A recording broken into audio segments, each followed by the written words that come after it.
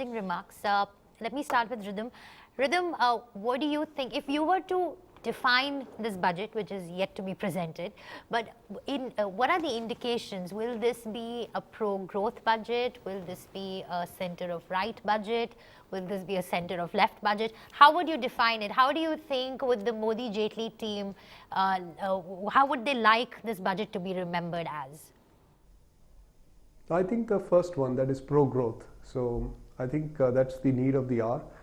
If we can lift growth, I think a lot of the problems the economy faces today will start receding. The private sector will come in, poverty levels will start reducing. So a lot of things will start inflecting. So in my view, pro-growth is how it should look and how it should be positioned. Okay, pro-growth. Dr. Kumar? Pro-investment and pro-employment budget. Pro-employment, jobs. And must be a pro-employment budget, because I think the government's future is at stake on this, and the country's future is at stake on this. Absolutely. Can you expand on the pro-employment? What does it mean? I mean, what will it do to make it pro-employment? Well, essentially the sorts of things which will make doing business easy. I mean, make entrepreneurship easy. And therefore, because let not business be the activity of last resort in this country. So, and if you make entrepreneurship easy, that's what generates jobs. You see, and that's what.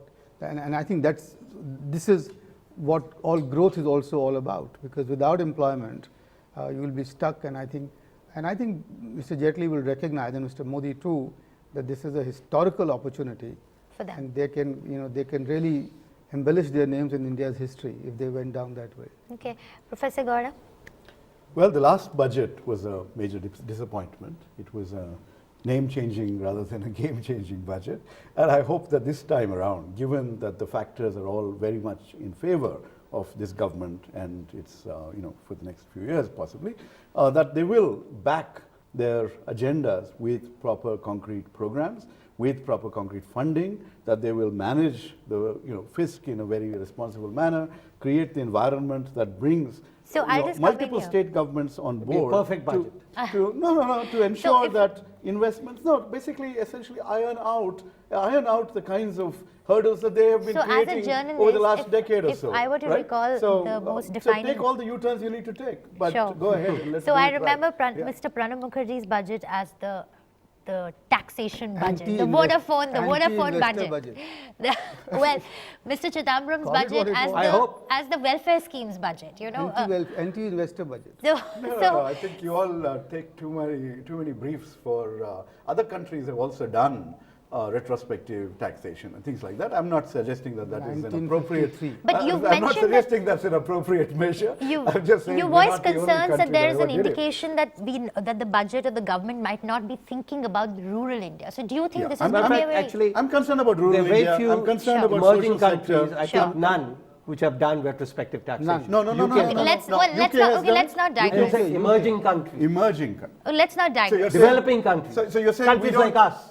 You're saying we don't have the countries like us. The 56-inch chest to take on to be equal to the rest of forget the the 56-inch chest. Just look at the reality of what your per capita income is and what the per capita income of England is. Regardless, there are principles that we might want to follow, and just saying that we did it and they did it and we can't do it is not. Look, I think we make no progress. Okay, even today, the Congress does not admit that the retrospective tax was the most Neanderthal tax we have introduced. We will continue this conversation over some session sweet coffee. Okay, but let's. So would this be a highly capitalist budget? Is that your concern? No. I have no problems with investment and industry and corporate India doing well. I just want to make sure that at the same time we look over our shoulders and make sure that rural India, the poor, social sector spending, the environment, the tribals, none of these get sacrificed in this quest for growth. Sure. Dr. Bhalla. I think actually none of them, if the BJP and Mr. Modi were to do what they are planning to do, they will achieve all what Mr. Gowda is saying should be done by U-turns without doing any of the U-turn. The poor will be helped more by growth, the tribals will be helped more by growth, and by better targeting, their welfare will improve. So I think as a forecast, what I imagine or what I forecast will happen on the 1st of March is that when Rajiv writes his article, perhaps both Rajivs write their article on the budget, and when I write my article on the budget, that this is the most important budget in Indian history since 1991. Okay, Dr. Dholakia.